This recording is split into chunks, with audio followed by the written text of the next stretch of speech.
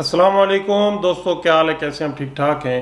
पिछले एक दो दिन से एक सोशल मीडिया के ऊपर एक वीडियो वायरल चल रही है जिसमें एक बच्चा तकरीबन 10-12 साल की उम्र होगी उसकी, और वो एक दरबार की बिस्तर के ऊपर अपनी खानकाह शरीफ के अंदर बैठा हुआ है। साथ उसका अब्बू साहब जो बड़े पीर साहब हैं वो बैठे हुए हैं, और लोग झुक झुक के उसको सलाम भी कर रहे हैं और उसकी जेब में पैसे भी डाल रहे हैं। और वो बच्चा बड़े ही ट्रेंड अंदाज में, बड़े ही एक्सपर्ट लेवल की सोच के साथ उन पैसों को उठाता है और अपनी पॉकेट में डालता है। पता नहीं ये अलमिया पाकिस्तान के साथ ही क्यों है, ऐसा क्यों हो रहा है कि इस तरह के सिर्फ काम पाकिस्तान के अंदर ही होते हैं। अगर हम सियासत की बात करें तो सियासत भी सियासतदान या उनके बच्चों का हक है, जिसे हम मौरूसी सियासत कहते हैं, जिसे हम पाकिस्तान का स्टेटस को आजकल कहते हैं। और इसी तरह अगर दरबारों की, मुरीदों की, फकीरों की बात करें, पीरों की बात करें, तो अगर वालिदैन में से कोई वालिद पीर साहब हैं, अल्लाह ने उनको अगर वो मर्तबा दिया है, तो वो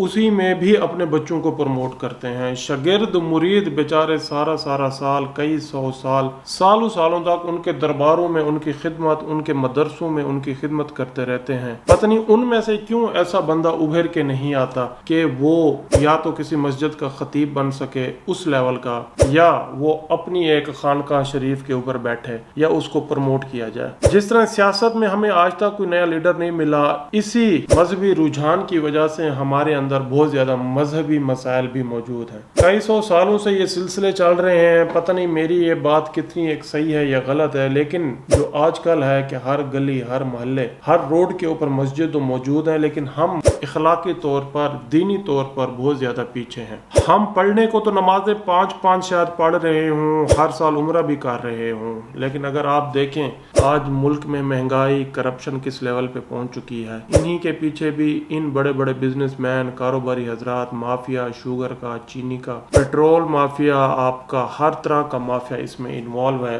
और बैक एंड पे ये लोग उसी तरह 5 वक्त नमाज हर साल उम्रे के ऊपर और हज के ऊपर जाते हैं। ये पता नहीं सिलसिले अवाम को किस तरह बेनिफिट दे रहे हैं, या तो ये जहालत है कि अगर सियासतदान है तो उसका बेटा ही सियासी लीडर बनेगा, मुल्क का वजीर आजम बनेगा। अगर कोई दरबार की बात है तो वो भी इसी तरह, इसी बात के ऊपर ही चल रही है। अगर फैमिली बिजनेस की बात है, आज KFC, मैकडॉनल्ड पूरी दुनिया में, अमेरिका में, कनाडा में बैठ के वो लोग पूरी दुनिया के ऊपर अपनी ब्रांचें, अपना बिजनेस चला रहे हैं। आज हमारी सड़कों तक, हमारी गलियों तक KFC, मैकडॉनल्ड्स की ब्रांचें ओपन हो चुकी हैं, पिज्जा हट की ब्रांचें ओपन हो चुकी हैं। लेकिन पाकिस्तान की बहुत सी मशहूर चीजें प्रमोट नहीं हो सकी। ना तो वो बिजनेस की शक्ल में प्रमोट हो चुकी हैं, ना वो दीनी शक्ल में प्रमोट हो चुकी हैं, या मुआशी तौर के ऊपर जो छोटे छोटे बिजनेस थे, फैमिली बिजनेस, वो सिर्फ फैमिलियों की वजह से, फैमिली बिजनेस होने की वजह से फैमिली तक महदूद हो सके हैं। बस इसके आगे कुछ जा ही नहीं सका, हम ग्रो ही नहीं कर सके, हमारी कोई कंपनियां, कोई इंडस्ट्रियां इंटरनेशनल लेवल पे नहीं बन सकी। इसका बहुत बड़ा नुकसान हमारे अंदर जो मौरूसियत है, वो चाहे सियासी मौरूसियत है या दीनी मौरूसियत है, अल्लाह ने इंसान को बहुत ज्यादा क्वालिटीज से नवाजा हुआ है। अगर ये बच्चा कोई दीनदार है, बहुत बड़ा है, अच्छी बात है अगर वो उसमें से आ रहे हैं, वालिदैन में से आ रहे हैं, लेकिन इसको आप जरिया है अपनी आमदनी तो ना बनाए ना। आप इसका मतलब है कि आप आने वाली नस्ल को फिर ट्रेन कर रहे हैं। जिस तरह वो पैसे पकड़ पकड़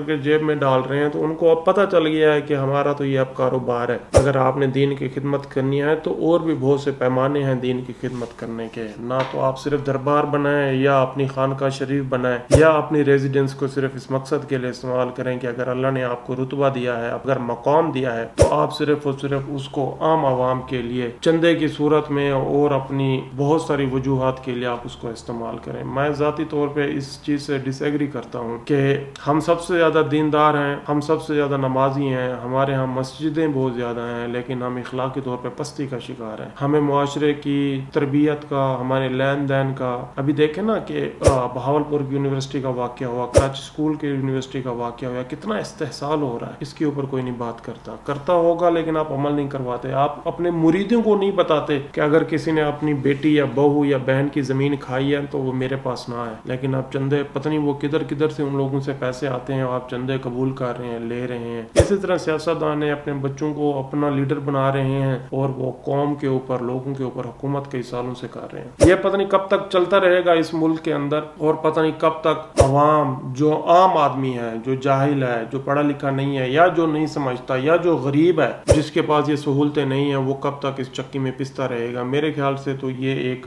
عجیب طرح کی چکی سی بن گئی ہے، ایک ماحول سا بن گیا ہے جس میں صرف اور صرف یا تو سیاستدان کے بچے سیاسی بنیں گے، یا دیندار لوگوں کے بچے صرف ہی دیندار بنیں گے، بڑی پوسٹوں پہ، پیروں فقیروں کی پوسٹوں پہ بنیں گے، چاہے وہ اہل ہیں یا نہیں ہیں. اگر درباروں میں دیکھیں تو جانشین صرف وہی لوگ بنیں گے جو وہ دربار کے مالک ہیں، یا جن کو وہ دربار ایوارڈ ہوا. کوئی پتہ نہیں ہے اربوں روپے کے پیسے آ رہے ہیں وہ کدھر جا رہے ہیں. اسی طرح اگر کاروبار کی بات کی جائے تو نیٹ ورکنگ یا اپنی برانچنگ جو KFC میک ڈونلڈس کی شکل پہ آج ہمارے دروازے تک پہنچ چکی ہے. ہم فیملی بزنسز کی وجہ سے صرف اور صرف اپنے گلی محلوں اور اپنے علاقوں تک صرف محدود ہیں. جو لوگ محنت کر پا رہے ہیں ہم ان کو نہیں آگے پروموٹ کر رہے ہیں، نہ سیاسی طور پہ، نہ دینی طور پہ، نہ بزنس کے طور پہ. اور بھی بہت ساری چیزیں ہیں جس میں بہت سارے لوگ اہلیت رکھتے ہیں. ایک مائنڈ سیٹ کی بات ہے، جو مائنڈ سیٹ لوگوں کے اندر ہے، جو ویسٹ کے اندر ہے، خود کو پروموٹ کرنے کا یا اپنے ساتھ والے کو پروموٹ کرنے کا، وہ شاید پاکستان کے اندر، پاکستان کی لیڈرشپ کے اندر، پاکستان کے قوم کے اندر، پاکستان کے دیندار لوگوں کے اندر اور پاکستان کی بزنس کمیونٹی میں نہیں ہے، جس کا بہت زیادہ نقصان ہو رہا ہے. بہت شکریہ آپ لوگوں کا.